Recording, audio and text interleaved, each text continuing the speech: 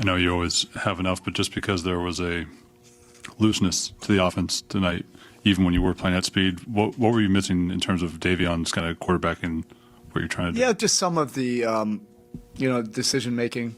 I don't like to talk about his assist to turnover ratio too much because I don't want him thinking about that. You're going to make some miscues. I trust him with the ball. I trust his decision. He's our engine. He gets the ball where it needs to go. He helps with our pace. He just has a good feel. He understands what we're trying to do because he's an IQ player.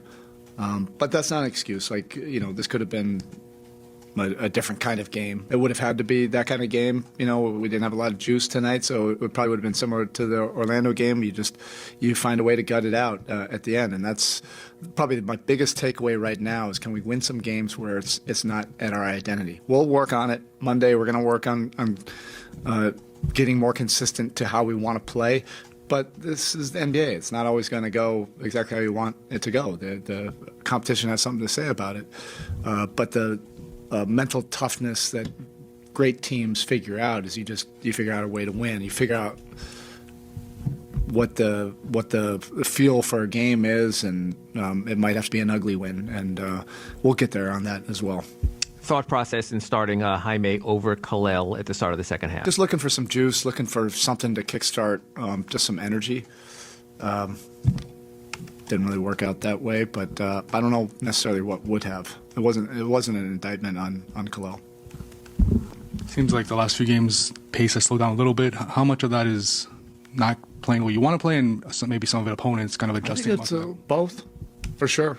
If you develop an identity. After 20 games, the league scouts you, so they'll put together a game plan, But if you're doing something well, then you have to, put more effort, more intention, more detail in doing it, and that's what the really good teams, figure out. You don't let teams take you out of what you need to do. That's why, the practice day will be important.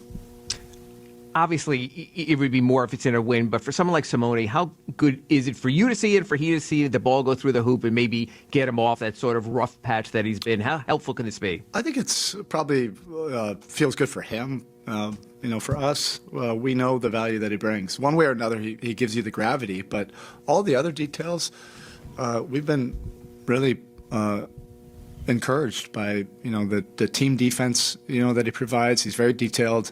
He's intentional. He wants to do the right thing defensively. He also has a toughness about him. He handles his own under the basket, rebounding against bigger players. He sticks his nose in there. So the shooting, you have to be able to weather those kind of... Just kind of talking about, can you talk about the offensive and defensive activity level on both sides? Because obviously led by Levine, who just kept making it, and it seemed like they really carried the stride throughout it. Yeah, we didn't have a lot of juice. On either end of the floor. And when Levine got going on his first 2 threes, and then he hit that third one on a pick and roll pull up, you could tell that he was in a great flow, and we weren't doing a whole lot to disrupt him from that. I would say it was equally, some of our inefficiency offensively that led to, some of our inactivity defensively.